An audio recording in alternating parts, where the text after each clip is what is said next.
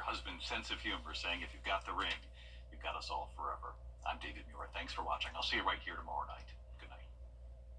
Thank you for making World News Tonight with David Muir, America's most watched newscast. Cold weather continues for this month of January. We are sitting well below average, especially as we go into next week. It will be feeling bitter cold outside, along with another chance of some winter weather. I will have the latest on your forecast coming up. Now at 7, counting the homeless, helping counties provide services for people out in the cold. How you can help. Plus, the South Carolina legislative session began today. We'll get a look at what was important on both sides of the aisle. And the Salvation Army is teaming up with Fat Man's Cafe for its January donation drive. How you can help donate as your News at 7 starts now.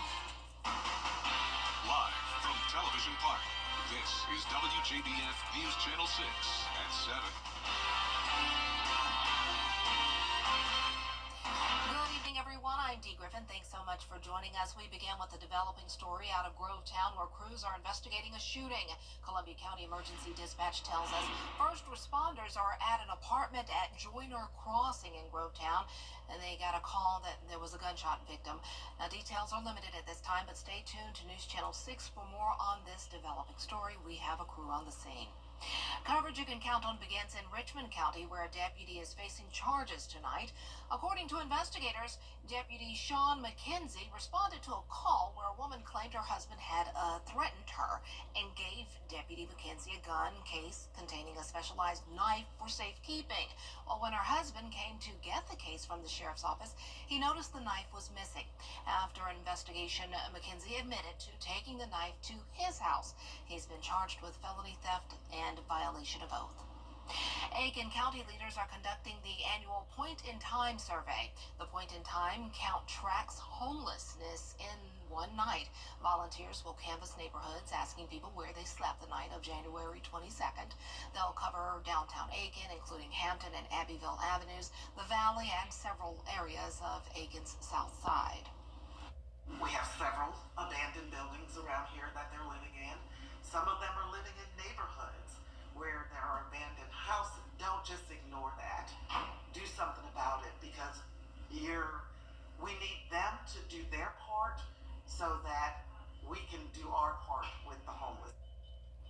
This year's Homeless Coalition Point in Time count is happening January 23rd through the 26th. Volunteers are needed to help survey people, so you can go to our website, WJBF.com, to find out how you can help out. The Salvation Army is collecting cleaning products to maintain a healthy environment for those who benefit from their organizations. Maria Smith has more on how you can help. Right here at Fat Man's is just one of many locations where you can drop off cleanliness products or even warm garments. But if you're not in the Augusta area, there are other ways you can donate. Throughout the rest of this month, the Salvation Army and Fat Man's owner, Brad Ushry, will be collecting items. You know, what we like to tell people, if you can clean your house with it, put it in that bucket. Products like laundry detergent, sanitizing sprays, wipes, dish detergent, and paper towels can be dropped off at any Salvation Army nonprofit or family store. And in order to do that, in order to have this, what we call the Ministry of Dignity, we want to make sure that we're able to keep the place clean. We want to make sure that they're able to wash their clothing. Organization leaders share how this will help maintain facilities like the Center of Hope as healthy and clean as possible for those who live there. Partners are just glad to be a part. You know, part of our message is to support community, and Salvation Army has always been close to our hearts, and they're our neighbor. I mean, so that's it obviously is a perfect fit for us. It's just a natural. You'll see a red drop-off bucket wherever you drop off items, whether that's at the Salvation Army Croc Center, family stores, or Center of Hope. Major Jonathan Raymer says your donations contribute to a larger impact. We've been able to move 300 people from homelessness to being housed. And that's because of the casework. That's because of the other nonprofits we partner with. And we've fed, I want to say, just under 70,000 meals in the last year. A list of items and drop-off locations can be found on our website at WJBF.com. In Augusta, Brittany Smith, WJBF. WJBF News Channel 6. And it is time now for a first look at our forecast with Chief Meteorologist Jennifer Tronchi, and more chilly weather on the way, I see. Yes, nothing warm, Dee, at least anytime soon. We are staying cold throughout this entire month, pretty much. This is a look now at our Terry Lambert Hyundai Skyview Cam from Wellstar MCG Health. We do have some cloud cover moving in, but it's remaining dry. So today's almanac shows we had no rain today. We definitely had our fair share of cold temperatures, though, with a low of 25 at Augusta Bush Field. That puts us 10 degrees below our average of 35, and our high today was 57. So we did get a little bit closer to our average of 59. Mid 40s to upper 40s, and even only 41 degrees now in Barnwell. Allendale, you're at 45. Augusta at 47. Louisville at 46. Wrightsville also checking in at 46 this evening. 44 in Gibson and 45 in Edgefield. Dew points are very low. We're down to the teens, so very dry air is in place with winds coming in from the northwest due to high pressure up to our north and west. So sustained winds at 7 miles per hour in Augusta and Evans, 6 in Aiken, 5 in Gibson, and the winds are occasionally gusting up to around 20 miles per hour. So a bit breezy, a little bit of cloud cover as well here on satellite and radar, but notice no rain. Most of the cloud cover to the south of Augusta, and more cloud cover all across the Gulf Coast region. Snow showers up to the north of us along this minor trough there, but that will not be impacting us. So tomorrow morning we're staying dry, mostly clear, upper 20s for our lows, and then 35, so just a little above freezing by the time we get to the 9 o'clock hour. Looking ahead here, lots of sunshine to enjoy this week. Highs are staying in the 50s, lows in the 20s. We'll see a bit of a warm up as we go into the weekend, but with the warmer temperatures also comes the chance of rain, and by next week it gets even colder than this. So coming up, I'll have a look at your full Viper 6 forecast, but back to you, Dee. All right, thanks so much. We'll see you in a few more minutes. A constant problem in Augusta is growing worse. Illegal signs. Since the hurricane, signs advertising recovery work have exploded along city right-of-ways and even on utility poles. This is a violation of both state law and city code. Commissioners saying it's as bad as they've ever seen it. Oh, it hasn't been this bad. During the ice storm, nothing like this. It's overtaking just about every right of way, every traffic circle, almost all the telephone poles that you ride around and see are covered with them. We need to be junk-free city. We don't need the junk. Augusta code officers say they have already swept about 50% of the city and removed over 400 signs. They say they're preparing to make another round. State leaders highlighting Georgia's top legislative priorities at the annual Eggs and Issues breakfast in Atlanta. Governor Brian Kemp says a priority this season is to tackle tort reform to prevent unnecessary lawsuits, which the governor says drives up insurance costs. But for Augusta Mayor Garnett Johnson, he says he hopes a priority this session is funding for Hurricane Helene relief efforts. From a state perspective, I heard tort reform. That seems to be the pressing issue for the entire state, but I can assure you, in Augusta, it's Hurricane Helene relief. That's why we're here. We've been asking so many of our legislators that be sure to make sure that we're giving the dollars to help our city to recover from the devastation from Hurricane Helene on September 27th. As you know, that recovery continues, and we're so desperate for need, not only from our state partners, but our federal partners. Governor Kemp will outline his full budget priorities on Thursday in his annual State of the State address. Well, this is the first day of South Carolina's two-year legislative session, and people are lining up to get the word out about what's important to them. State House reporter Carolyn Yaffa tells us what we can expect from lawmakers in the coming months. Lawmakers are back in Columbia ready to pass bills, and several issues I've heard a lot about are tax reform, abortion, and the hate crime bill. Lawmakers were back in the chambers for the first time in 2025, and several groups, including the Black Caucus, Family Caucus, and the House Minority Caucus, met early to discuss their agendas for the year. While Republicans said a main focus will be tax reform, Democrats will focus on hate crimes. Hate crime has been the number one priority for several years, and we're not going to let that go this year. We're going to continue to focus on it. We believe that it is an embarrassment that we're the only state, one of maybe two, that do not have a hate crime law. We have a problem with our neighboring states in that they are continuing to reduce taxes below our level. And for us to be competitive with our neighbors, we're going to have taxes at a rate lower than theirs, and so that's going to be a goal of ours as we work on the tax reform package. For the next few months, lawmakers will meet Tuesday through Thursday at the State House, with the session ending in May. In Columbia, I'm Caroline Yaffa. The Richmond County School Board holding the first of 3 public hearings on the homestead exemption. The school system is planning to opt out of the statewide adjusted base year ad valorem homestead exemption. It's part of House Bill 581, which helps provide property tax relief for homeowners, but can limit local government and school funding.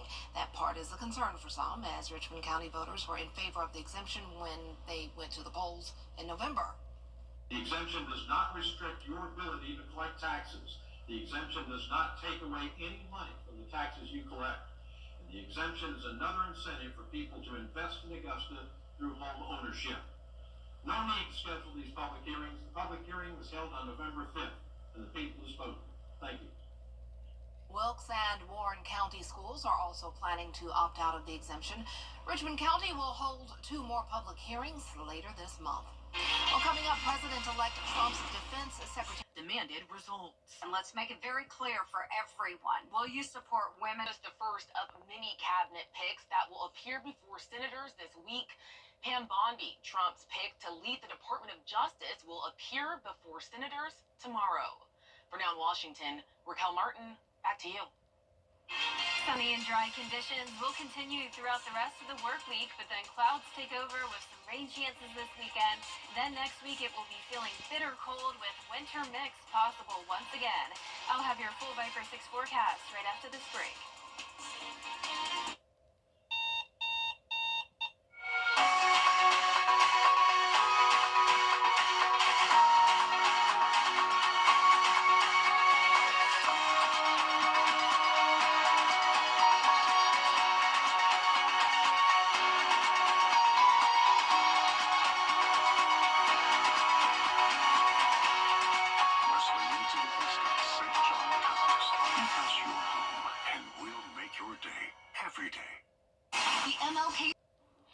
Now, your most accurate forecast with WJBF Live Viper 6. Welcome back. I hope you're having a great week so far and staying warm. The cold temperatures are staying with us this week and again next week. Right now on our Terry Lambert Hyundai Skyview Cam in Aiken, it is a dry night, 47 degrees, feeling like 44 when you factor in a west wind of 7 miles per hour. Dew point is very low at 19 degrees, so we have a lot of dry air in place, and visibility is looking good at 10 miles. Mid-40s for the most part this evening, 44 in Washington, 44 in Gibson, Aiken you're at 41, and upper 30s now in Barnwell, 45 in Allendale, 40 in Sylvania. You can see the clouds coming in from the west, so all of the Gulf Coast region and across the southeast looking pretty cloudy now. A few showers off the coast of Texas and a few snow showers up to the north of us, but high pressure will continue to keep us dry and sunny for our Wednesday. Upper 20s in the morning with calm winds, mostly clear skies throughout the day, and our temperatures will be a few degrees cooler than it was today, only making it into the low 50s. No rain for now, but then rain chances go all the way up to 70% on Saturday, so let's get right into that now with our futurecast. The rain looks to be moving in pretty early in the day, so notice we will have some heavier showers at times. Not really expecting any thunderstorms. A lot of this will be a light rain. It continues into the afternoon on Saturday, but by the evening hours, we're looking mostly dry, so it won't be a complete washout for your weekend. Then by Sunday morning, still some leftover showers here. Most of that looks to be coming through during the morning hours as well, so by Sunday night, things are looking better. Your rainfall estimates Saturday and Sunday combined showing anywhere from around a half an inch up to an inch and a half. So if we do have some of those heavier downpours, rainfall totals will be a bit higher. So our high temperatures will be pushing 60 degrees this weekend. Then look at this, 46 on Martin Luther King Day, 39 will be our high on Tuesday. So just like how cold it was last week when we had that winter weather, it's going to be just as cold next week, if not colder. So the question is, are snow lovers in luck? Well, next Tuesday and Wednesday, we could have a potential setup for some winter weather. We're definitely going to have the cold air with temperatures easily getting down into the 20s for lows. It's all up to this Gulf low that looks like it could be forming, and then depending on the track of it, that will determine if we have any winter weather. So this is what we know so far. Next Tuesday through Wednesday, Wednesday, highs will be in the 30s, the lows near 20 degrees. The wind chill will easily be in the teens and maybe even some lower teens, and that winter mix could be possible, and that could include snow, sleet, and ice. So it's still pretty early out. We're around a week away. At this point, we just look at pattern recognition, and I can tell you that it's looking a bit more likely than it was yesterday that we could have some winter weather again next week. So we'll keep you updated as we continue to fine-tune the forecast. But in the meantime, no winter weather tonight, but it's feeling like winter with upper 20s to low 30s. Highs tomorrow, mostly in the low 50s.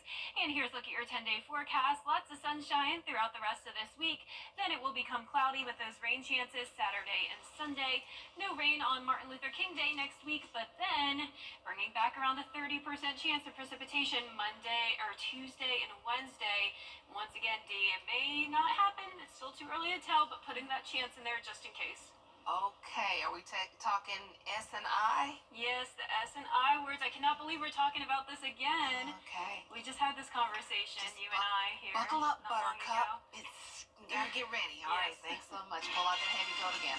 Coming up, an investigation is underway after a mid-air close call near the Phoenix airport over the weekend. What's the pilot had to say about what happened? Does this winter weather have you feeling blah? Going on now at Great Deals on Furniture. The CSRA is full of amazing women. Women who inspire. Women who innovate. Women who lead. That's why News Channel 6 brings you Women to Watch. On the last Wednesday of each month, News Channel 6 recognizes local businesswomen who are making a positive impact in our community. Nominate someone today at WJBF.com. Sponsored by Goodwill. Next CT, our relation with your parents. It's complicated. Our Ginger Duggar Volo exclusive. At home with a former reality star expecting baby number 3. Next CT. Tonight at 7:30 on News Channel 6. The Very Vera Show.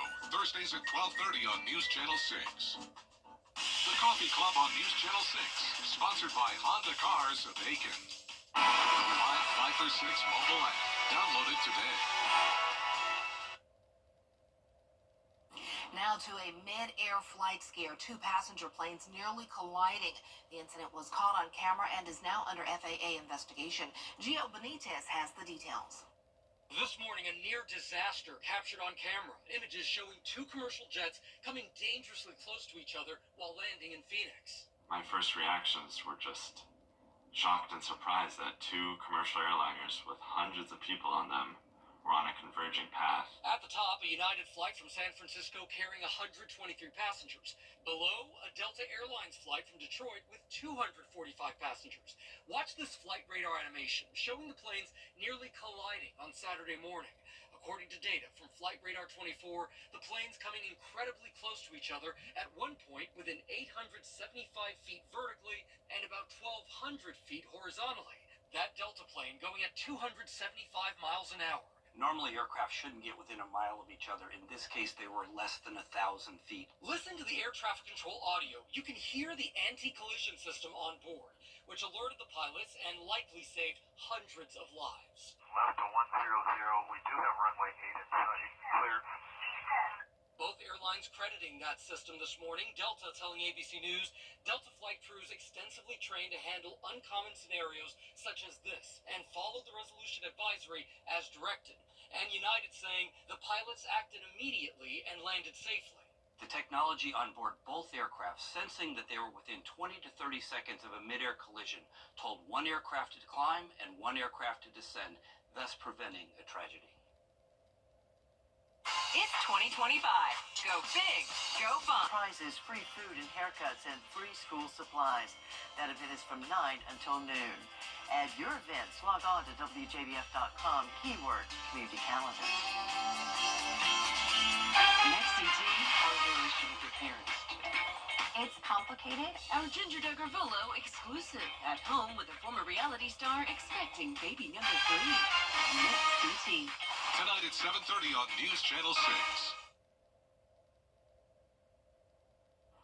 Belgium's Food Safety Authority had to release an odd warning. Don't eat your Christmas tree. Well, one city put out a recommendation saying residents could cook needles from their trees as a way to recycle them. What? But Belgium's health agency says Christmas trees are often treated with pesticides and other potentially dangerous chemicals. Therefore, you do not need to cook the needles. You don't need to eat them. Just discard them in a good way. All right. Well, good thing I have a plastic one, so it's never crossed my mind to eat it. Never crossed my mind to eat the Christmas tree needles. Yeah, even with a real one, that would never cross my mind. They do smell great, though. They smell great in the beginning for about 2 weeks, and then after that, or even a week, and then after that, it's like, Oh, really? See, I've never had one personally, so I don't even know exactly how it goes. You've missed out on that, but you can always get room spray. True. Yeah. Maybe next year. Maybe it's just next hard year. in a small space. Just don't eat the needles, folks. So Don't I'll do have it. to write a mental note about that. Well, our 10-day forecast showing sunshine and cool weather for now. Then by the weekend, we'll have some rain chances and even colder next week. All right, we'll check it out.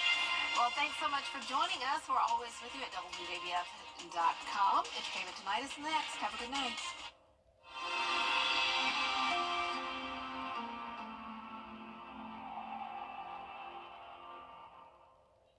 It's the January clearance event at Weinberger's. Everything must go. Top quality brands, accessories, and more. Tons of in-stock merchandise ready for immediate delivery. Can you really get all this at prices better than the internet? Yes, you can.